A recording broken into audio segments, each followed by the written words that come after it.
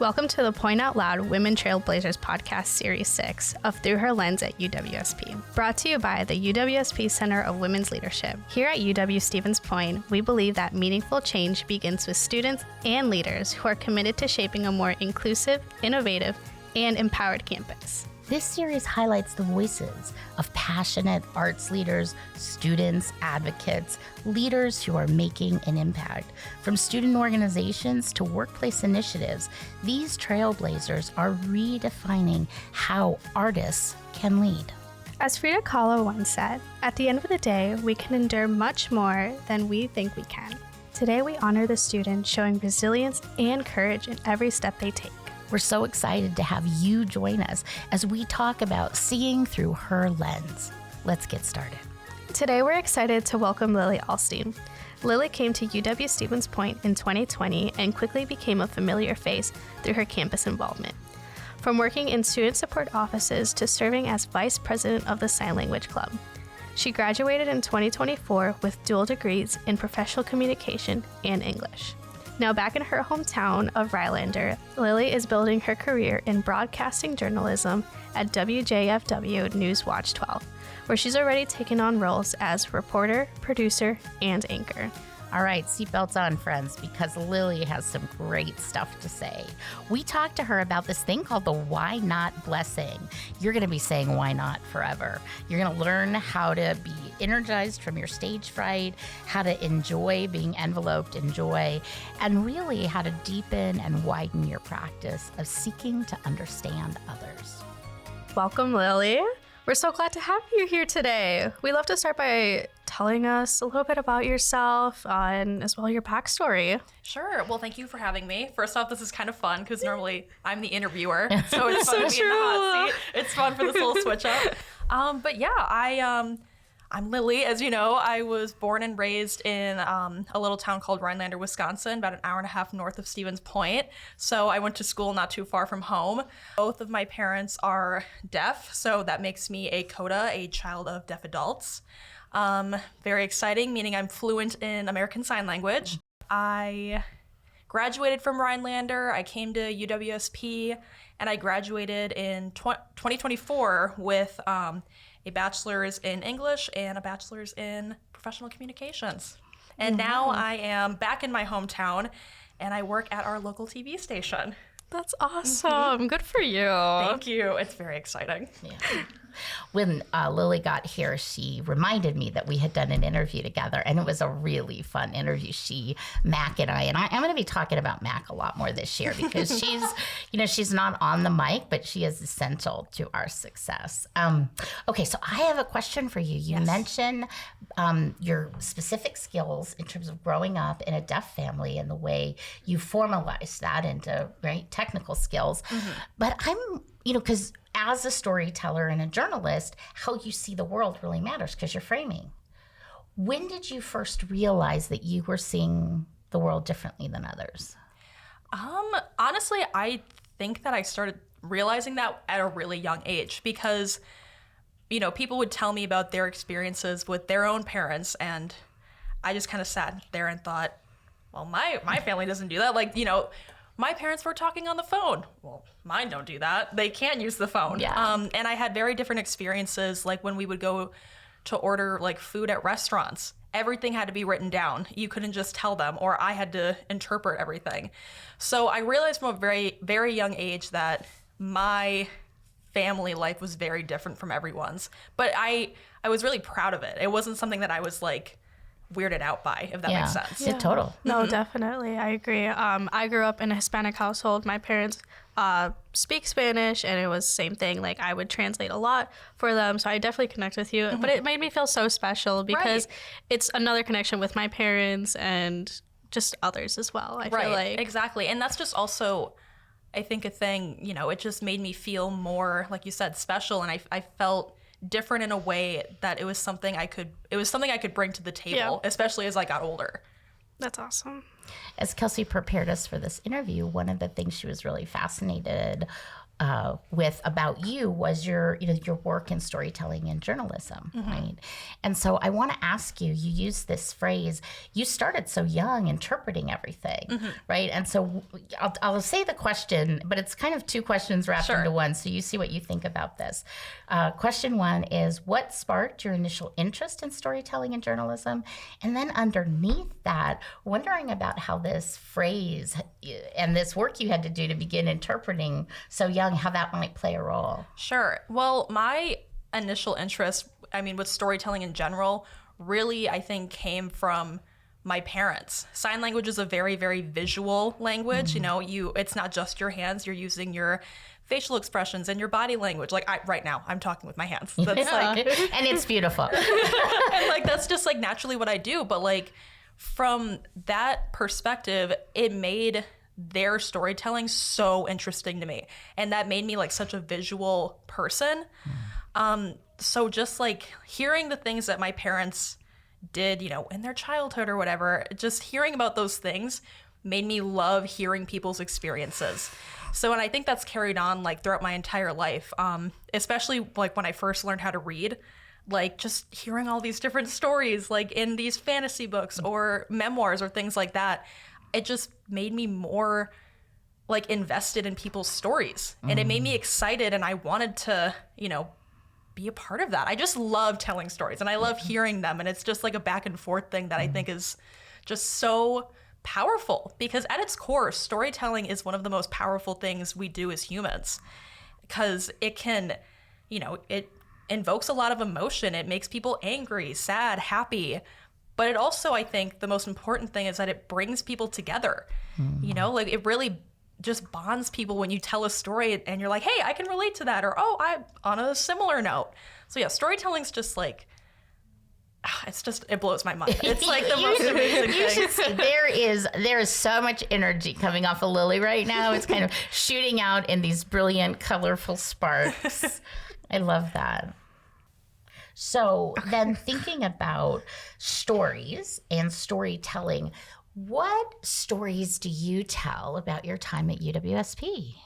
I'm always talking about my time. I always hung out in the DUC. Yeah. That was one of my favorite spots. I also worked at University Communications and Marketing, or UCM as we know it. I worked there for 2.5 years. And so I spent a lot of time in Old Main. And I got to do a lot of really cool things with that internship. I did a lot of Instagram takeovers, so I was going to a lot of events. So I tell stories from that. And I also was Stevie Pointer a couple of times. Yes. So that's kind of my fun fact whenever somebody's what was it like going there? And I was I was in this costume several times. Yeah. And it's just it's always something so good. I don't have a single bad story. At all, because how could I? You know what I mean? Exactly. I love it. So I love sitting in the presence of literally 3 women, all alum. Kelsey's a double alum, who have good stories to tell about UWSP. And something that I'm interested in you, because you come off as so optimistic and hopeful and really joyful. So something that I'm always wondering about, and I know Kelsey wants to ask you more about, is hope. Mm-hmm. Yeah, when you think about women in today's society, their role and everything, what does give you hope? I think the one word that really comes to mind when you ask me that is all of the women that I know, especially, the people that I'm close with, they're all so determined. Wow, yes. And I just think that so many women are determined to get to whatever their goal is. And these days we're always uplifting each other, and we're so supportive of whatever it is people want to do. And women just, I don't even know how to say this, just women are unstoppable. We're going to do whatever we can to make our mark, make our place. And it's just that determination that really gives me hope that we're going to have such a bright future, and especially carrying on to, next generations. Yeah. Wow, no, I definitely agree with that. That made me also feel really powerful and really happy that you said that. How has that matched your experiences here, Kelsey, at UWSP? How is your hope grounded in some of the things that you just heard Lily talk about? I would say that it also matches, especially with you using the word determined. Mm-hmm. I'm a first-gen college student, and I was just so determined to do a bunch of different things, getting involved around campus or just within the community in general. I worked really hard to get to where I'm at today, and it just makes me so glad to know that I had a great support system with my family, my friends, my professors, and all above. But I also give myself credit in the aspect of I worked this hard to get to right now. Yeah, I had a very similar experience. I'm also a first-gen college student, and I was on a mission to like prove myself. Especially as a woman, I feel like I had to prove myself in ways that, you know, maybe men can't. I just have, and there were times where it kind of felt like, oh, maybe people weren't taking my suggestions or listening to what I had to say because I was a woman. But I really have, like I said, I was determined to make my mark and prove myself. And especially that's carried on into my work. You know, I want people to hear the things I have to say, especially in my storytelling. And that's just one of the most important things to me. And I don't want my identity to like diminish that. So when both of you were growing up, you were learning 2 languages at once, right? At least 2, Yeah. How has that shaped you, and how does it shape your hope? I think it's the biggest thing it's really made me more empathetic. You know, when I see people struggling, and it doesn't have to be for me necessarily deaf people. If I see others who may be struggling with learning another language, or they're, I don't know, maybe in just a position that not everybody else is in, it made me understand and kind of seek to understand. That's like the most important thing in all sorts of situations. Yeah, no, I definitely agree. I've been in situations where I've seen people struggle trying to speak English because I speak Spanish, and me being able to go up to them and ask them in Spanish, I can help you, and I just see this giant relief in their face. Exactly. And it makes me feel so happy to know that I'm there to help whoever. And that makes the biggest difference in the world for some people. And and like you said, it just feels so good to be able to see that look on their face when they realize this person does understand me. Yeah. And it puts a really big smile on my face, and I'm sure it also puts a really big smile on your face knowing that you can also make a difference in somebody's life within just a few little sentences. 100%. And as I'm sitting here listening to this dialogue, I love Lily's words of seek to understand. That's a pretty good mantra. So everybody out there, seek to understand. Yes. I'm going to do a little bit of that right now. So I'm going to ask both of you a question. And I'm going to do it. It's just going to be a yes, no answer. Okay. And then I want to build on that. So Lily, Kelsey, do you see yourselves as people that others admire, that others want to follow? Do you see others seeing you as the leaders you are? I think so, yeah. Good. Yeah. I also think, I hope so. I also would say I think so, yeah. Yeah, that's a real change in our generations because, so I'm 57, I'll be 58 really soon, and we didn't. So that's how far we've come, right? Because the culture told us we weren't leaders, and I love that you see yourselves as leaders and influencers and people that others want to follow. So with that in mind, I want to know, Lily, what advice would you give those people that you know are interested in coming after you, following? Oh my gosh. I think speaking from my own experience, the biggest piece of advice I can give is don't be afraid to step outside your comfort zone. Try something new, take the risk. That's definitely what I did when I applied for my job now, that journalism wasn't even like a career I was looking at. I didn't even consider that. It wasn't on my radar when I graduated. But I just was like, why not? For the heck of it, I'll apply. And I did, and it's been one of the greatest blessings I've ever received. But I wouldn't have done that if I didn't take that risk and kind of toe the line of my comfort zone. And even if, you try and it ends up not working out, you'll you will have learned something from it. I think is the biggest piece of advice I can give to somebody. Yeah. Kelsey, awesome. How's that landing for you? What do you think, and how might you add to that or say that differently? See, I went into a career that I had no idea that I was ever going to do. I didn't graduate with communications, journalism, or anything, and I work in marketing. So I just kind of went in blind. And I guess that was like the biggest risk that I took. And your words saying that it's okay to step out of your comfort zone, just really, I do connect in that aspect too. And it makes me feel glad to know that there's others that say that, because I'm just like, I went in blind. I didn't know what I was doing at all. Well, and it's kind of lonely too. If you don't know somebody else is also kind of experiencing the same thing, you're like, I'm doing this all by myself. Is it even worth it? It's like really important to have that support from others who are experiencing similar things. So like, I mean, like you said, I'm so glad to know that you also went through a similar experience. Yeah, I love this, Mac. I think we've got the title for this podcast. I want to call it the Why Not Blessing. The why. Oh, yeah. I love that. The Why Not Blessing. All right. So, Kelsey gave us this great question, and I'm just going to read it the way it is here because I love this question, Kelsey. Why don't I read the first part of it, and then why don't you turn that into a question? Are you good with that? Yeah, I'm going to do local. So, Kelsey did some research and she dug into your background, and she wrote here, local reporters play such a critical role in giving communities a voice. So where do you believe someone should start if they want to tell meaningful stories but feel intimidated? The biggest piece of advice I give to our new hires who aren't even from the state, I'm lucky enough to work in a town that I grew up in, so I know the people there and I know the businesses and all of the events. But for people who come to work for us and have no idea what anything is there, I tell them just immerse yourself in the community. Go out and meet business owners, check out city council meetings and school board meetings. Just kind of jump into everything that you can.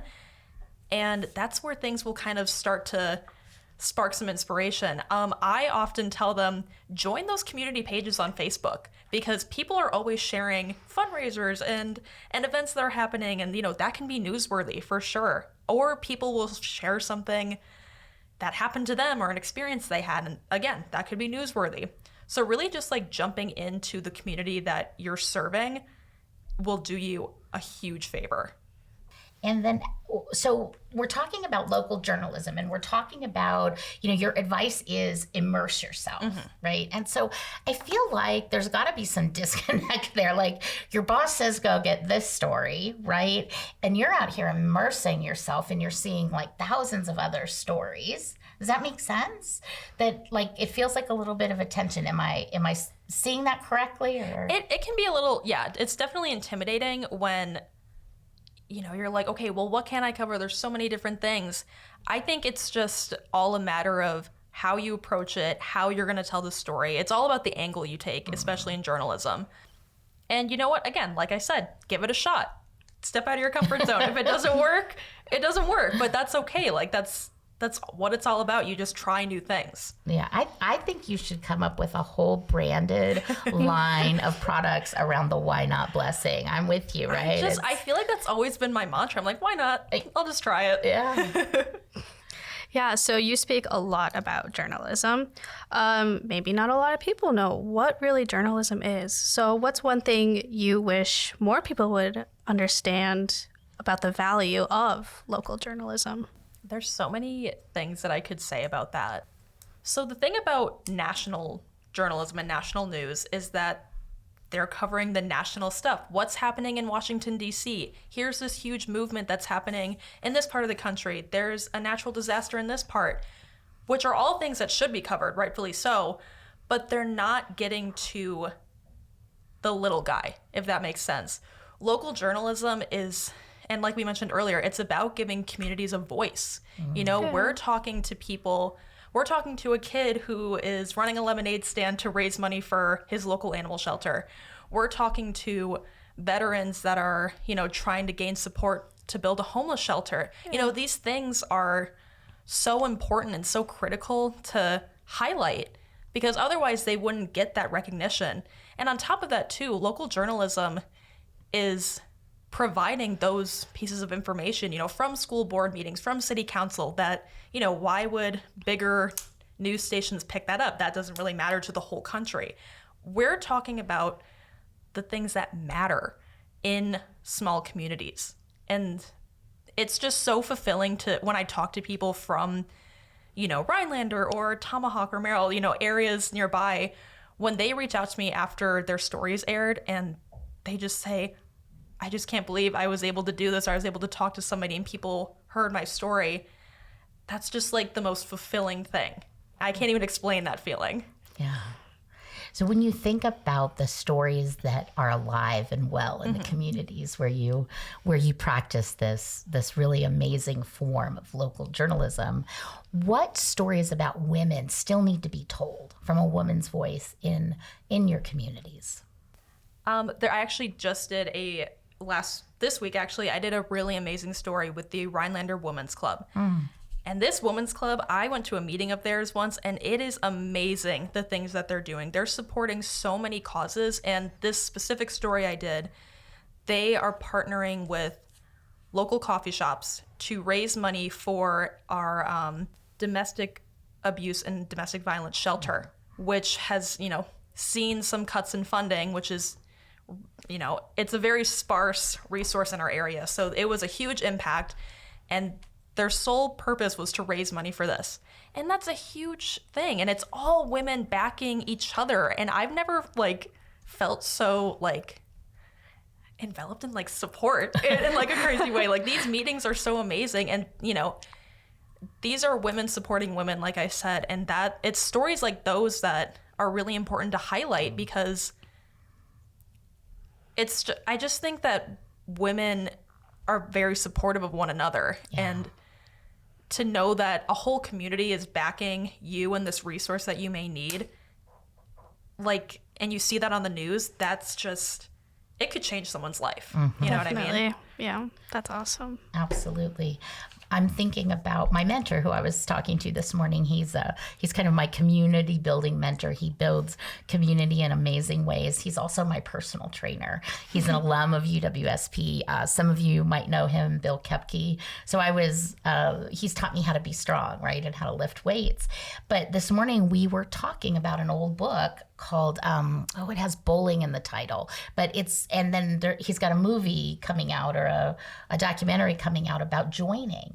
And, you're talking about joining at a time that Bill was telling me this morning that people are pulling back from joining. They're more and more isolated. So audience, I really want you to pay attention to the call to action that I'm hearing from Lily, which is, if you're anywhere near Rhinelander and you're a woman, you want to give that women's club a peek, maybe go and join and see if that might be something for you. Or if you want to start a women's club in your area, yes, that might be a great model to be after. And I guess I want you to feel what we're feeling in this room, what Lily said she was feeling with the Rhinelander Women's Club, and that is the being enveloped in support.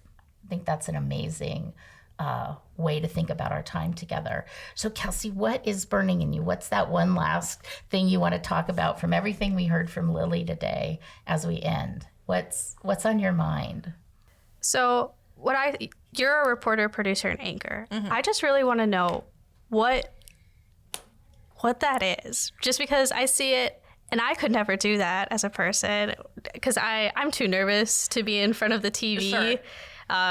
So that's why I hide behind a screen like I am right now. But I want to know, what are your thoughts when you are right in front of the TV knowing that your whole community is going to see you? Oh, I'll tell you exactly what I'm thinking. Yes. As they're counting down and we're about to go to air, I'm thinking, I'm going to throw up. I have the worst stage fright. And people have told me that, you never guess. But I internally am freaking out every day. And I've been doing this for a year. And for the most part, when I am reporting, I'm only on screen for about max 30 seconds. But when I'm anchoring, that's the whole show. And I often fill in for our morning show, which is a 2-hour stretch. And it's from 5 a.m. to 7 a.m., so I'm tired, I'm exhausted, and I gotta be on TV. It's definitely a nerve-wracking thing, and I don't think that's ever really gone away for me. But I feel like that kind of drives me to be like, okay, you don't have to be afraid. When you're on TV, just read the scripts that you're given. You know, you're gonna be fine, and if you mess up, it's fine. You have 2 hours to talk. So yeah, I think the stage fright is a part of like humbling me. It's like my body's way of being like, calm down. Like, don't get too big of a head. But it also motivates me to be like, okay, I can be better than I was yesterday when I was anchoring, or I can present this story better than I did last week. Yeah, I think that's like just what really runs through my mind when I'm doing all of those things. Wow, I applaud you for that. I just can't do that. That makes me so nervous, especially in like front of my community. Right. A lot of people might know you. A lot of people are looking at you. Yeah, it does help though that in our studio, it's literally just me and a director. So it's like the illusion of nobody's here, nobody's watching. But I have a coworker that he always, oh my gosh, when I go to anchor, he'll always joke, all right, there's thousands of people watching you. Good luck. And he knows I get nervous. And I'm like, why do you do this to me? You know this freaks me out. And so then I have to like calm myself down. I'm like, there's nobody in the room. Just pretend nobody's watching, which may or may not be a great piece of advice, but for me, it works. Yeah. If it works for you, that's fantastic. Right. All right. Well, what a great note to end on, Lily, telling us how we can pretend to experiment with our different selves that we want to be. And I just heard you say over and over again today, why not? So why not do it when we have stage fright? Why not do it when it's something we never thought about before? Those are really impactful words for Kelsey, and I think thank you. Well, thank you for having me. It's like a huge honor to be here. I'm so excited. Thank you. Thank you. Thank you for joining us on our 6th series where we focused on seeing through her lens at UWSP. We hope these stories inspire you to step up, speak out, and make a difference in your own communities. You know, Maya Angelou once said, we may encounter many defeats, but we must not be defeated. Let's carry that same kind of resilience with us into everything we do. Be sure to stay tuned for our next series where we will continue to amplify the voices of those creating meaningful impact. Until then, trust your lens and keep pushing forward, advocating, and driving change.